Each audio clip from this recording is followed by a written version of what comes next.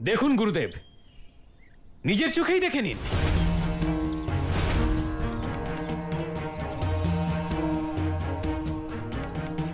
কিন্তু রম্ভ, তুমি এই কথাটা এত জোর দিয়ে কি করে বলছো যে করম্ভকে হত্যা আমার শিষ্যরা করেছে? গুরুদেব, আপনার এই শিষ্য কানাই কাল আমাদের মহলে এসেছিল আমাদের মণি চুরি করার জন্য, আর তাই আমি করম্ভকে বনে পাঠিয়েছিলাম মণি লুকিয়ে রাখার জন্য। কিন্তু আমি কি আর জানতাম ওখানে এসে এই কানাই আমার ভাইকে হত্যা করে ফেলবে। কানাই, এটা কি সত্য যে তোমরা ওদের মহলে গিয়েছিলে? গুরুদেব, এটা সত্য যে আমরা ওদের মহলে গিয়েছিলাম, কিন্তু মণি চুরি আর রম্ভের সঙ্গে যা ঘটেছে তার সঙ্গে আমার কোনো সম্পর্ক নেই। কানাই, সম্পর্ক আছে তোমার এই ঘটনার সঙ্গে। অপরাধী তুমি। তুমি আমার ভাইকে হত্যা করেছো, আর তোমায় এর শাস্তি অবশ্যই পেতে হবে। গুরুদেব, আপনার এই শিষ্য শুধু চোর নয়, সে হত্যাকারীও। এবার আপনি ওকে শাস্তি দেবেন, তা না হলে আমাকে বাধ্য হয়ে ন্যায়ের জন্য মহারাজের কাছে যেতে হবে। রম্ভ, তুমি তোমার বক্তব্য গুরুদেবকে বলে দিয়েছো, কিন্তু বিচার তখনই হয় যখন দুই পক্ষের বক্তব্য শোনা হয়। আর আমার বক্তব্য রাখার জন্য একটু সময় চাই। তুমি শুধু শাস্তির থেকে বাঁচার জন্য এমন বলছো? না রম্ভ, যদি আমি নিজেকে নির্দোষ প্রমাণ না করতে পারি, তখন তোমার ভাইয়ের হত্যা আর মণি চুরির অপরাধে তুমি আমাকে যাই শাস্তি দেবে আমি স্বীকার করে নেব। কানাই, যখন তুই নির্দোষ তখন তোর সবকিছু প্রমাণ করার কি প্রয়োজন আছে? চিন্তা করো না দাদা, দোষ না করে থাকলে ভয় কিসের? ঠিক আছে কানাই, আমি তোমাকে একদিনের সময় দিচ্ছি। যদি তুমি নিজেকে নির্দোষ প্রমাণ করতে না পারো, তাহলে এটাই প্রমাণ হয়ে যাবে যে তুমি চোর এবং হত্যাকারী দুটোই। তখন আমি নিজে তোমাকে শাস্তি দেব।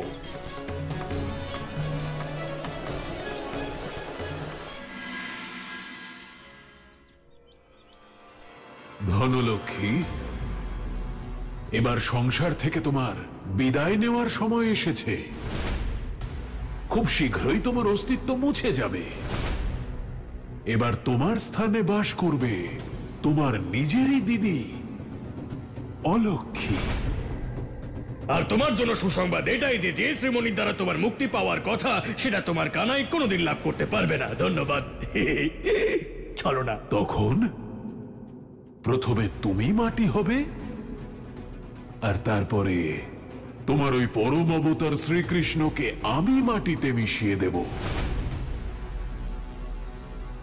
আর হয়ে যাব অজর, অমর, অবিনশ্বর ভগবান কংস। আর তার সঙ্গেই ধর্মের হবে ভবলীলা সাঙ্গ, তাও ছলনার সঙ্গে।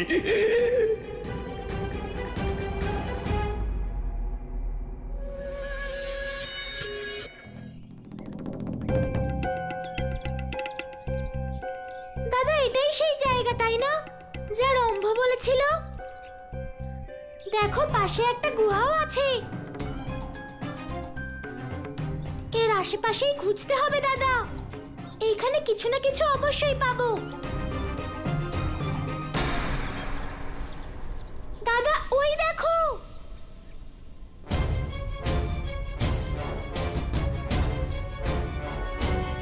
কানাই, এ তো কারোর রক্তের দাগ মনে হচ্ছে, যা শুকিয়ে এমন হয়ে গেছে। মনে হয় রম্ভের হত্যা এখানেই হয়েছে, আর এইটা ওরই রক্তের ছাপ।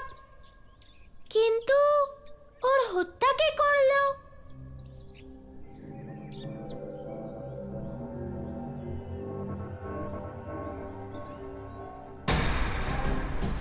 দাদা, ওই দেখো, বাঘের পায়ের ছাপ। কানাই, তার মানে এটাই হলো যে বাঘের আক্রমণেই করম্ভ মারা গেছে, আর ওর ভাই হত্যার অপবাদ তোর ওপর দিচ্ছিল। দাদা, এইটা তো প্রমাণ হয়ে গেছে যে করম্ভের হত্যা একটা বাঘ করেছে। কিন্তু শ্রীমণি গেল কোথায়? বাঘ তো ওই মণি নিয়ে যাবে না। নিশ্চয়ই এই ঘটনার পিছনে কোনো গভীর রহস্য আছে। দাদা, সরে যাও।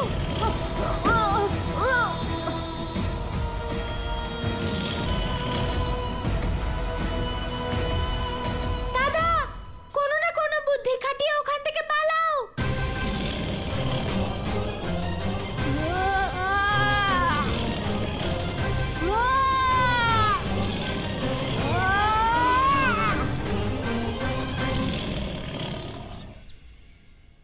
কানাই, শুধু একবার আমাকে আমার মুকুটটা দে। ঠিক আছে দাদা।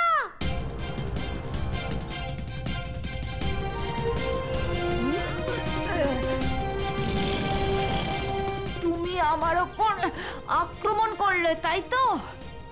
অসুররা এটা জেনে গেছে। আজ হিংস্র পশুরাও এর প্রমাণ পাবে। বলরামের কত শক্তি! আহ!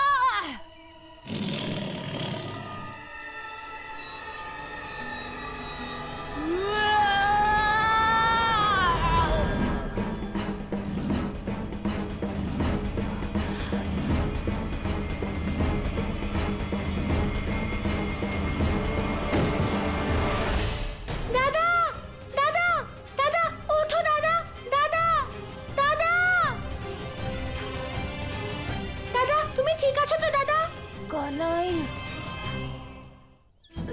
আহ!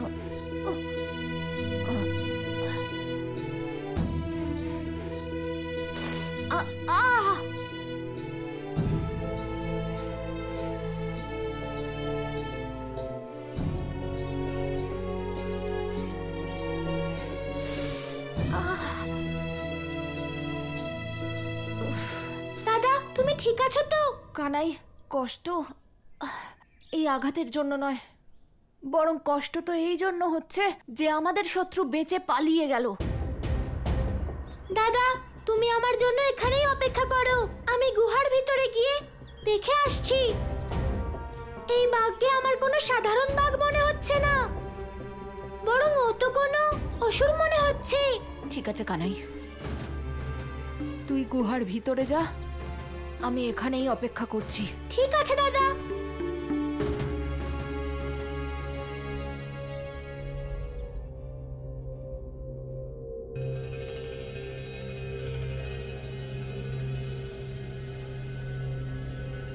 কে আছো এখানে? সামনে এসো। এত আলো এই অন্ধকার গুহায়? এত আলো কোথা থেকে আসছে?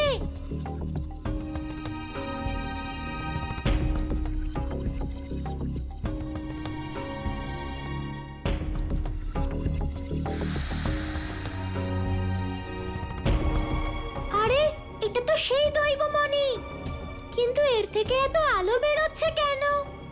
আর এই দৈবমণিকে এখানে কে এনেছে এই অন্ধকার গুহায়? এইখানে তো কেউ নেই। এখন আমায় তাড়াতাড়ি এই মণি নিয়ে এখান থেকে পালাতে হবে, যাতে আমি নিজেকে নির্দোষ প্রমাণ করতে পারি।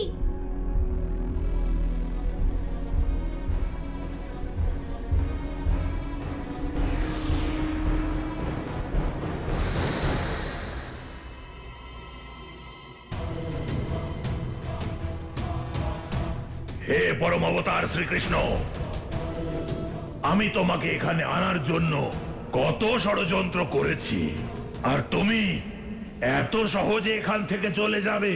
ও, তাহলে তুমিই সেই অসুর যে এই মণির জন্য করম্ভকে হত্যা করেছো? না না না, এটা সম্পূর্ণ সত্য না। শুধু করম্ভর হত্যাই নয়, তোমারও হত্যা করব।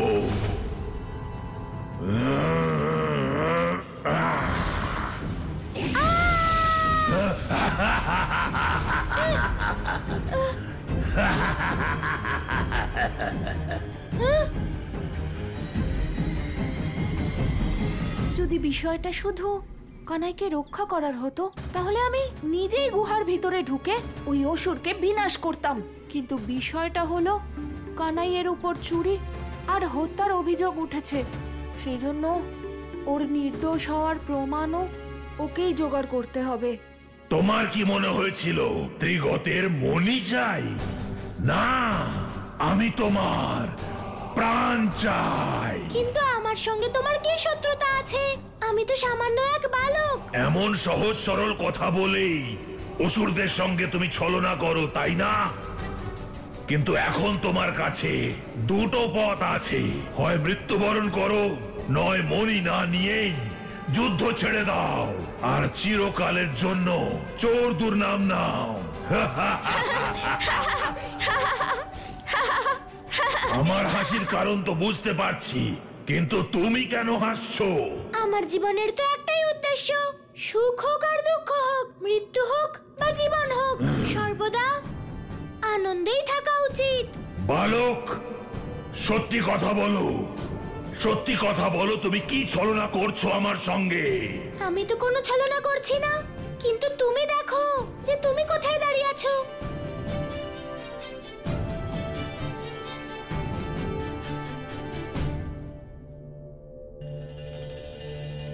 বালক হয়েও এত বুদ্ধি?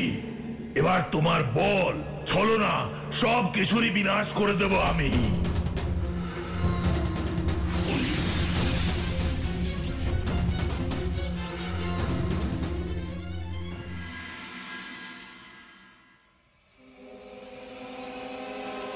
এই ত্রিগত কোনো সাধারণ অসুর নয়, মায়াবী। তোমারই মতো চক্রধারী অনেক রূপ আছে, দেখো। ধীরে ধীরে ধৈর্য ধরে আগে নিজের শিকারকে কাছে আসতে দেয়, নিজের উপস্থিতি বুঝতেই দেয় না। তারপর যেই ওই দেখো, দাদা বাঁচাও! দাদা রক্ষা করো! কানাই! কানাই, হাত ধর আমার! আমার এই ভয়ঙ্কর আগুন থেকে তুমি বাঁচতে পারবে না, পরম অবতার।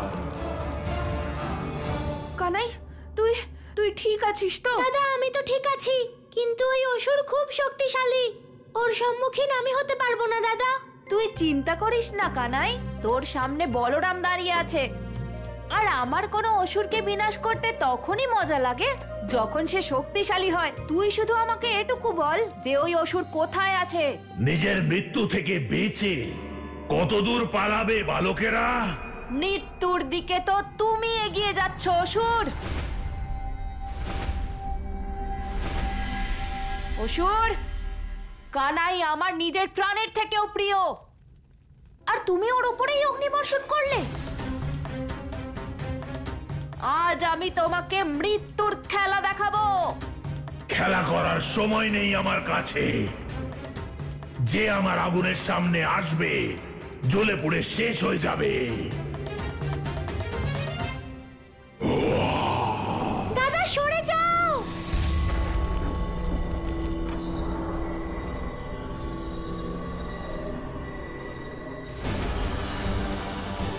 এ তুই কি করলি কানাই? দাদা ওর এই ভয়ঙ্কর আগুন থেকে তুমিও বাঁচতে পারবে না। তাই ওর বিনাশের জন্য আমাদের অন্য কোনো পথ খুঁজতে হবে। ঠিক আছে কানাই, আমি এই অসুরকে এক্ষুনি দেখে নিচ্ছি।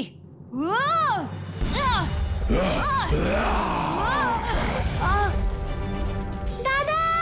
কানাই, এই আগুন আমাকে পুড়িয়ে ফেলবে। কানাই বাঁচা! কানাই, কানাই, কানাই আমায় বাঁচা!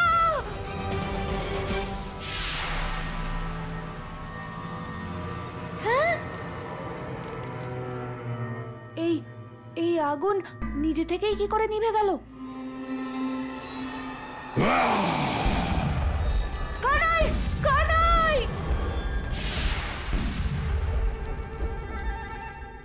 দাদা বুঝতে পারছে না, কিন্তু আমি বুঝতে পেরেছি দাদা শেষনাগের অবতার।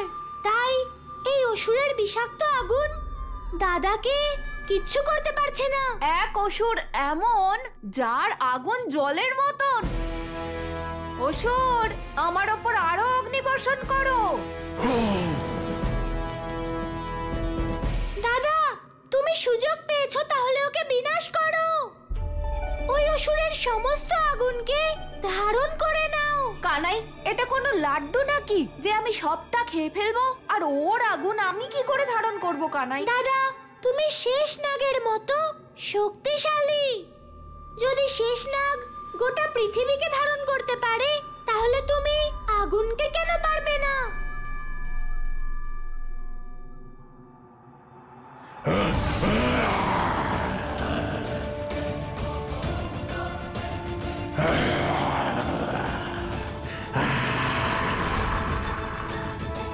দাদা, যাই হয়ে যাক না কেন, তোমাকে শেষনাগের রূপ ধারণ করতেই হবে। কেবল তখনই এই ত্রিগথের বিনাশ হতে পারে।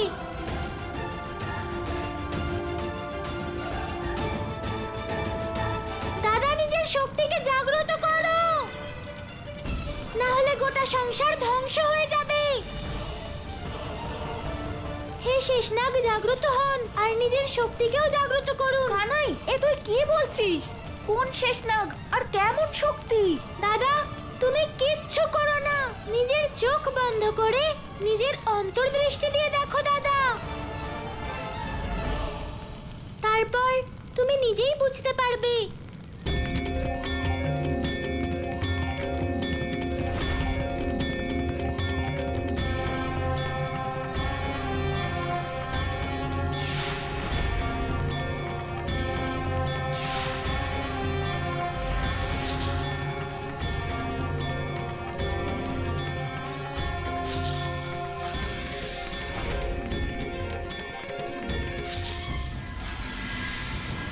তুমি বালক হও বা নাগ, আমার বিষাক্ত আগুনের থেকে বাঁচতে পারবে না।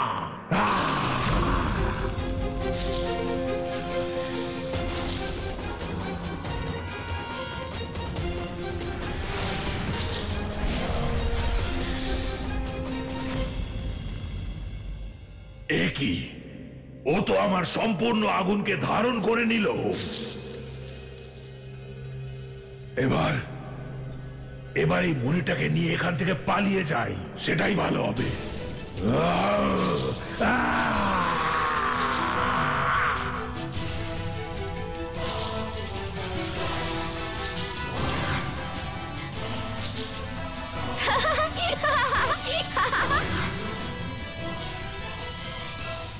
দাদা,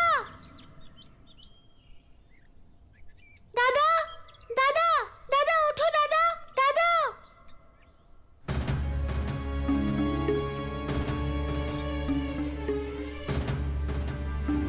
দাদা, তুমি ঠিক আছো তো? হ্যাঁ কানাই, আমি তো শুধু আমার অন্তর্দৃষ্টিতে দেখছিলাম।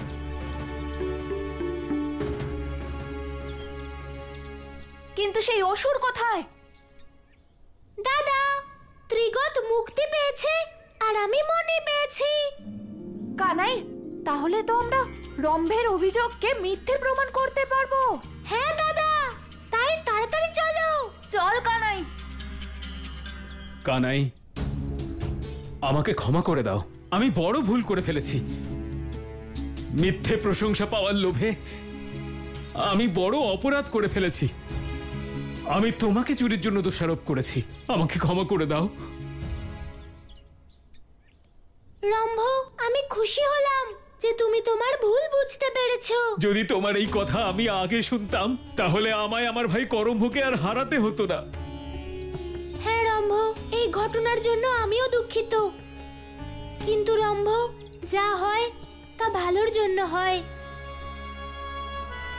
কানাই, আমি এই মণির যোগ্য নই। আমার বিনীত অনুরোধ যে এবার এই মণি তুমি নিজের কাছেই রাখো।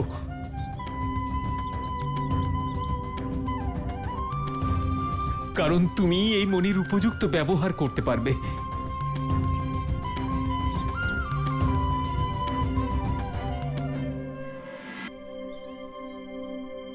ওম নমো ভগবতে বাসুদেবায় নমঃ। প্রণাম প্রভু। প্রভু, আমি শ্রীকলা। আপনি আপনার পরিশ্রম আর বিবেকের দ্বারা আমাকে লাভ করেছেন। আপনি ত্রিগতের মতো অসুরের হাত থেকে আমাকে রক্ষা করেছেন। তাই আমি সদাই মনির সঙ্গে আপনার মধ্যেই বাস করব। আমি আপনার কাছে কৃতজ্ঞ থাকব দেবী। কিন্তু প্রভু, সংসারে ধনলক্ষ্মীর জীবন সংকটে রয়েছে। এ আপনি কি বলছেন দেবী? হ্যাঁ প্রভু, কিন্তু এই সংকটকে এই শ্রীমণির দ্বারা দূর করা যেতে পারে। দেবী, তাহলে তো আমি দেবী ধনলক্ষ্মীর রক্ষার জন্য অবশ্যই যাব। প্রভু, এই কাজে আমি আপনাকে সাহায্য করব।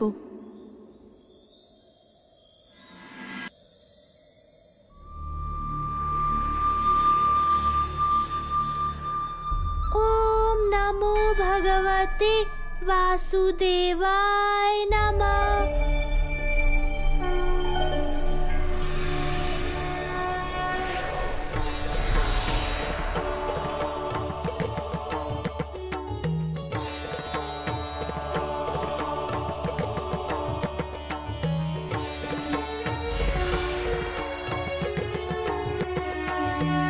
হে দেবী শ্রীকলা, দেবী ধনলক্ষ্মীকে আপনার শক্তি প্রদান করুন।